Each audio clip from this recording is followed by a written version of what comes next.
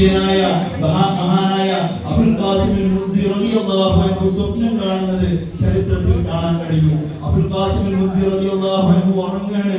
ഉറക്കത്തിൽ ബഹുമാനപ്പെട്ടവരിങ്ങനെ ആരംഭ റസൂലുള്ളാഹി സ്വല്ലല്ലാഹു അലൈഹി വസല്ലം തങ്ങളുടെ സദസ്സ് സ്വപ്നം കാണാണ്.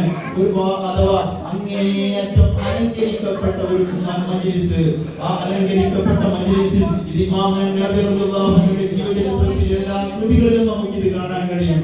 അങ്ങനെ അബുൽ ഖാസിം അൽ-മുസ്സി റളിയല്ലാഹു അൻഹു ഈ അലങ്കരിച്ച സദസ്സ് കണ്ടപ്പോൾ ചോദിച്ചു, എന്താണ് ഇവിടെ എന്ന്. ആരംഭ റസൂലുള്ളാഹി എവിടെയുണ്ട്? സിദ്ദീഖ് തങ്ങളുണ്ട്, ഉമർ തങ്ങളുണ്ട്, ഉസ്മാൻ തങ്ങളുണ്ട്, അലി തങ്ങളുണ്ട്, എല്ലാ മഹത്തുക്കളുണ്ട്, എല്ലാ അയിമ്മത്തിന്റെ നേതാക്കന്മാർ എല്ലാവരും ഉണ്ട്. അപ്പൊ ചോദിച്ചപ്പോ ഈ സദസ്സിലാണ് ബഹുമാനപ്പെട്ട ഇമാം നബവി റളിയല്ലാഹു അൻഹുവിനെ ഖുതുബായി തിരഞ്ഞെടുക്കുന്നത് എന്ന് പറഞ്ഞു. അങ്ങനെ ബഹുമാനപ്പെട്ടവർ ആ സദസ്സിൽ ബഹുമാനപ്പെട്ട ഇമാം നബവി റളിയല്ലാഹു അൻഹുവിനെ കണ്ടു. തൊട്ടടുത്ത ദിവസം ബഹുമാനപ്പെട്ടവർ ഉണർന്ന സമയത്ത് ഈ ശറഫുദ്ദീൻ യഹ്യ നബവി റളിയല്ലാഹു അൻഹുവിനെ തേടി ബഹുമാനപ്പെട്ടവര് ബഗ്ദാദിലെ മക്തബത്തുൽ അഷ്റഫിയയിലേക്ക്, ആ ഒരു വലിയ യൂണിവേഴ്സിറ്റിയിലേക്ക് നബവി ഇമാമിനെ തേടി പോയപ്പോ ബഹുമാനപ്പെട്ടവര് ആയിരക്കണക്കിന് ശിഷ്യന്മാർക്ക് ദർസ് നടത്തിക്കൊണ്ടിരിക്കുകയാണ്. വിട്ടു നിന്ന് അബുൽ ഖാസിം അൽ-മുസ്സി റളിയല്ലാഹു അൻഹുവിനെ കണ്ടേക്കിന് ബഹുമാനപ്പെട്ടവര് ദർസ് നിർത്തിയിട്ട് ഓടി പോവാണ്.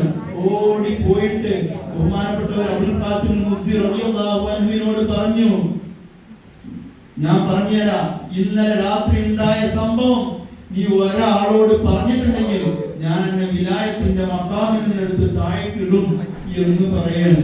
ഇതാണ് മഹത്തുക്കൾ. അവരുടെ മഹത്വങ്ങളൊക്കെ നാലാൾ അറിയരുത് എന്നായിരുന്നു അവരെല്ലാം ചിന്തിച്ചിരുന്നത്. ബഹുമാനപ്പെട്ട ഇമാം ഗസാലി റളിയല്ലാഹു അൻഹു, അബുൽ ഹാമിദ് അൽ ഗസാലി റളിയല്ലാഹു അൻഹു ബഹുമാനപ്പെട്ടവർ 40 വർഷം ദർസ് നടത്തിയിട്ട്, അഥവാ അന്നത്തെ കാലഘട്ടത്തിലെ വലിയ ചക്രവർത്തിമാരടക്കം ബഹുമാനപ്പെട്ട ഗസാലി ഇമാം റളിയല്ലാഹു അൻഹുവിന്റെ അടുത്ത് വന്നാണ്. ഹിജ്റ 5-ാം നൂറ്റാണ്ടിലെ മുജദ്ദിദാണ് ഗസാലി ഇമാം റളിയല്ലാഹു അൻഹു. ബഹുമാനപ്പെട്ടവരെ മുന്നിൽ വന്നുകൊണ്ട് കാത്തിരിക്കുന്ന ദിവസങ്ങളോളം ഗസാലി ഇമാം അവിടുത്തെ ദർസ് കഴിഞ്ഞൊന്ന് പുറത്തിറങ്ങുമോ എന്നറിയാൻ വേണ്ടി ചക്രവർത്തിമാർ വരെ കാത്തിരിക്കുകയായിരുന്നു. അത്ര വലിയ സ്ഥാനമുള്ള ഒരു ബഹുമാനപ്പെട്ട ഇമാം ഗസാലി റളിയല്ലാഹു അൻഹു 40 വർഷം ദർസ് എടുത്തതിന് ശേഷം ബഹുമാനപ്പെട്ട ഒരു മരുഭൂമിയിലേക്ക് ഇറങ്ങുകയാണ്. എന്റെ ഇബാദത്തിലൊന്നും എന്റെ ലൈലയെ കണ്ടെത്തുന്നില്ല. എനിക്ക് എന്റെ അള്ളാഹുവിന് വേണ്ടി മാത്രമാണോ ഈ ഇബാദത്ത് എന്ന് എനിക്ക് തോന്നുന്നില്ല. കാരണം എന്റെ മുന്നിലിരിക്കുന്ന ആളുകൾക്കൊക്കെ എന്റെ സദസ്സിലിരിക്കുമ്പോ ഒരു റാഹത്ത് കിട്ടണം, അഥവാ ഒരു പുതിയ അനുഭവം കിട്ടണം എന്ന് ഞാൻ പലപ്പോഴും ചിന്തിച്ചു പോകുന്നു. അറിയാതെ എന്റെ മനസ്സിലേക്ക് വരുന്നുണ്ടോ എന്ന് സംശയം. അതുകൊണ്ട് ഇത് എന്റെ തിൽക്കത്താറിൽ ആഖിറ എന്റേത് നഷ്ടപ്പെടുമോ എന്നുള്ളൊരു ബേജാറായിരുന്നു. ബഹുമാനപ്പെട്ട ഇമാം ഗസാലി റളിയല്ലാഹു അൻഹു മരുഭൂമിയിലേക്ക് ഇറങ്ങുകയാണ് അല്ലാഹുവിനെ കണ്ടെത്താൻ വേണ്ടി. ഇങ്ങനെ ഈ ഖുബൂലിന്റെ ഹാലത്ത് എന്നത് ആളുകൾക്ക് ആർക്കും എന്നെ തിരിച്ചറിയരുത് എന്ന ഒരു ചിന്ത വരുന്നത് ബഹുമാനപ്പെട്ട മഹത്തുക്കളുടെ എല്ലാവരുടെയും സ്വഭാവമായിരുന്നു. നമ്മൾ മനസ്സിലാക്കേണ്ടത് അങ്ങനെയുള്ള ഒരു ഹാലത്തിലായിരുന്നു ബഹുമാനപ്പെട്ട പല്ലാർക്കും ഉസ്താദിന്റെ ജീവിതം ഉണ്ടായിരുന്നത്. കാരണം അവിടുന്ന് രചിച്ചു വെച്ച കിതാബുകൾ, നമ്മൾ അവിടുന്ന് ടിപ്പണിയെടുത്ത് വെച്ച അഥവാ ശർഹ് എഴുതി വെച്ച കിതാബുകൾ ഏതെങ്കിലും പണ്ഡിതന്മാർ നോക്കുകയാണെങ്കിൽ അതിശയപ്പെട്ടു പോകും ഹബീബുമാരെ. കാരണം ഒരു 30 വർഷം കൊണ്ടൊന്നും ഒരു പുരുഷായുസ്സിന് ഒരിക്കലും അടയാളപ്പെടുത്തപ്പെടാൻ പറ്റാത്ത അത്രമേൽ ആഴത്തിലുള്ള പഠനങ്ങളാണ് അവർ നടത്തിയത്. ഇന്ന് ഈ പുതിയ സംവിധാനങ്ങളുള്ള ഈ ഉസ്താദുമാരായ മുതഅല്ലിമുകളായ ഞങ്ങൾക്ക് ഇപ്പോ ഒരു ഗ്രന്ഥം കിട്ടണമെന്നുണ്ടെങ്കിൽ ഇമാം ബുഖാരി റളിയല്ലാഹു അൻഹുവിന്റെ നേരത്തെ ഞാൻ സൂചിപ്പിച്ച ഇമാം നബവി റളിയല്ലാഹു അൻഹു അല്ലെങ്കിൽ ഇബ്നു ഹജർ അസ്ഖലാനി റളിയല്ലാഹു അൻഹു എഴുതിയ ഒരു ശർഹ് എനിക്ക് കിട്ടണമെന്നുണ്ടെങ്കിൽ ജസ്റ്റ് ഒന്ന് ഫോണിൽ സെർച്ച് ചെയ്താൽ മതി.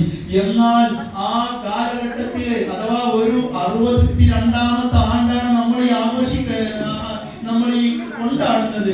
ഈ 60 വർഷം മുമ്പുണ്ടായിരുന്ന ഒരു സഞ്ചാര സൗകര്യങ്ങൾ എത്രത്തോളം ഉണ്ടായിരുന്നു എന്ന് ഞാൻ നിങ്ങളൊന്ന് ഓർത്തു നോക്കിയാൽ മതി. അന്ന് വളരെ അപൂർവമായ കിതാബുകളിൽ നിന്ന് അവർ റിസ്ക് എടുത്ത് കണ്ടെത്തിയ ഒരു സേവനങ്ങളാണ് അവരുടെ കിതാബിന്റെ വക്കത്തൊക്കെ അവർ എഴുതി വെച്ചത്. ഒരു വാക്കിന് ഹർക്കത്തിടണമെങ്കിൽ അഥവാ ഇന്ന അല്ലെങ്കിൽ ഒരു അന്ന ജസ്റ്റ് അതിൽ നിന്ന് ഇന്ന ഇടണോ അന്ന ഇടണോ എന്നൊരു 10 ഗസറോ ഇടേണ്ടത് എന്ന് നോക്കണമെങ്കിൽ അത് ഏകദേശം 5-6 കിതാബുകളിൽ നിന്ന് നടന്നു പോയി കണ്ടെത്തി ഒരു നുസ്ഖ ആ പണ്ഡിതന്റെ അടുത്തുണ്ടെങ്കിൽ അവിടെ പോയി കണ്ടെത്തിയിട്ടാണ് അവര് ആ ഒരു വരി എഴുതിയത്. ഹബീബുമാരെ, നമ്മുടെ ഈ ഒരു കയ്യിലുള്ള ബോൾ പെന്ന് പോലും ഒന്നും ഉണ്ടായിരുന്നില്ല. അഥവാ കലമ് മഷിയിൽ കുത്തി ഇങ്ങനെ എഴുതുന്ന ഒരു ശൈലിയായിരുന്നു അന്നുണ്ടായിരുന്നത്. അങ്ങനെ അത്രമാത്രം റിസ്ക് എടുത്തിട്ട് അവരെഴുതി വെച്ച ഗ്രന്ഥങ്ങൾ നമുക്കൊക്കെ അത്ഭുതം ജനിപ്പിക്കുന്നുണ്ട്. അവിടുന്ന് നന്നാക്കിയ അതിക്കിയുടെ ഷർഹ്, അതിക്കിയുടെ സൈഡിൽ ബഹുമാനപ്പെട്ട ഇമാം സൈനുദ്ദീൻ മഖ്ദൂം റളിയല്ലാഹു അൻഹു എഴുതിയ ഓരോ വരിയും എത്രത്തോളം ആ ഒരു പദം ഇന്നടത്തേക്ക് അബ്ദുല്ലാഹി യാഫി റളിയല്ലാഹു അൻഹുവിന്റെ റിസാലയിൽ നിന്നുള്ളതാണ്, അല്ലെങ്കിൽ ഇത് നവവി ഇമാമിന്റെ കിതാബിൽ നിന്നുള്ളതാണ്, വിദായയിൽ നിന്നുള്ളതാണ്, അല്ലെങ്കിൽ ഇത് ഇമാം ഗസാലി റളിയല്ലാഹു അൻഹുവിന്റെ ഇയ്യയിൽ നിന്നുള്ളതാണ്, ഇങ്ങനെ അല്ലെങ്കിൽ അതിന്റെ ശറഹിൽ നിന്നുള്ളതാണ് എന്നൊക്കെ രീതിയിൽ ബഹുമാനപ്പെട്ടവർ എഴുതി വെച്ചു.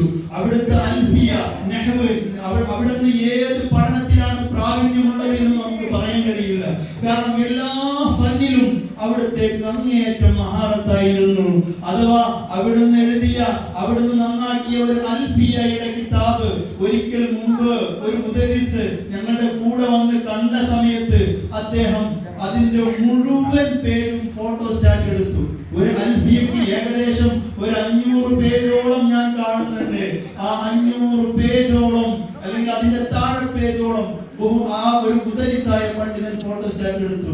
എന്നിട്ട് അദ്ദേഹത്തിന്റെ ദർസിലേക്ക് ഞാൻ പോയെന്ന് എന്നോട് പറയാണ്, ഒരു സംഭവമാണ് കേട്ടോ, ഒരു സംഭവമാണ് കേട്ടോ എന്ന്. അദ്ദേഹം ഏകദേശം 20 കൊല്ലത്തോളം ദർസ് നടത്തുന്ന ഒരു വലിയ പണ്ഡിതനാണ്.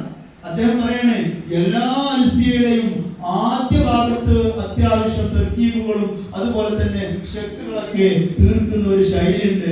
എന്നാൽ അവസാനം വരെ കൃത്യമായി ഒമീർ മടക്കിയ ഒരു അൽഫിയത്ത് ബിൻ മാലിക് നഹ്വിന്റെ അഥവാ ഗ്രാമറിന്റെ, അറബി ഗ്രാമറിന്റെ ഏറ്റവും സമ്പന്നമായ പഠനമാണ് അൽഫിയ.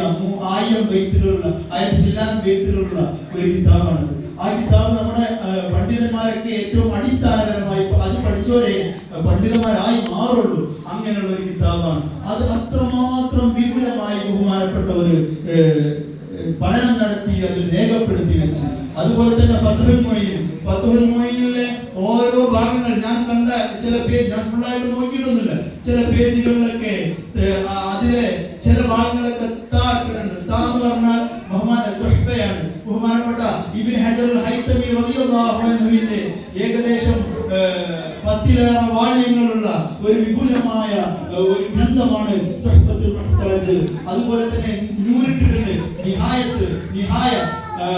ഈ നിഹായ ഇങ്ങനെ തുടങ്ങിയിട്ട് ഇഷ്ടം പോലെ. അതുപോലെ അലി ശുബ്രാമനിസിയുടെ ഇങ്ങനെ തുടങ്ങിയിട്ട് ഈ നിഹാദിന്റെ ശർഹുകൾ തന്നെ ജമലുൽ അടക്കമുള്ള നിരവധി ഗ്രന്ഥങ്ങൾ ബേസ്. അഥവാ ഈ ഓരോ കിതാബുകളും 10-20 വാള്യങ്ങളുള്ളതാണ്. ഈ 20-30 വാള്യങ്ങളുള്ള കിതാബുകൾ ഷോർട്ടാക്കിയിട്ട് തന്റെ ഫത്ഹുൽ മുഈനിൽ നമ്മൾ ആലോചിച്ച് നോക്കും. ഈ പുതിയ കാലത്ത് ഇത്രമാത്രം സംവിധാനങ്ങൾ നമ്മുടെ കൈവെള്ളയിലുള്ള ഈ കാലത്ത് ഒട്ടുമിക്ക പണ്ഡിതന്മാർക്ക് ഇത് കഴിയില്ല. ആ ഒരു ഘട്ടത്തിലാണ്, ആ ഒരു ദാരിദ്ര്യത്തിന്റെ കാലത്ത് പല ദിവസവും പട്ടിണിയായിരുന്നു എന്നൊക്കെ കല്ലൂർ ഉസ്താദ് പറയുന്നുണ്ട്.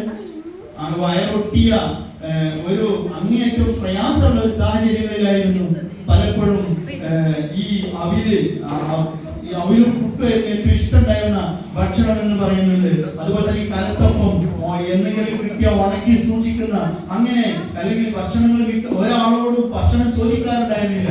ചിലപ്പോൾ മുലപ്പാപ്പ പട്ടിണിയായാൽ അവര് വല്ലപ്പോഴൊക്കെ ഇങ്ങനെ വിറകൊക്കെ ശേഖരിച്ചാണ്ട് വിറക് കൂടുതൽ കണ്ടാലാണ് നാട്ടുകാർക്ക് മനസ്സിലാവുക ഇന്ന് മുലപ്പാപ്പ പട്ടിണിയായിരുന്നു എന്നൊക്കെ. അങ്ങനെ പരമാവധി ഒരു ഇസ്തിആനത്തില്ലാതെ ജനങ്ങളിൽ നിന്ന് സഹായം തേടാതെ ഒരു ഔലിയാക്കൾക്ക് മഹാന്മാരെ പരിചയപ്പെടുത്തുന്ന എല്ലാ ഔസ്വാഫുകളും കൃത്യമായി അടയാളപ്പെടുത്തിയ വലിയ ഒരു മഹാനായിട്ടാണ് നമുക്ക്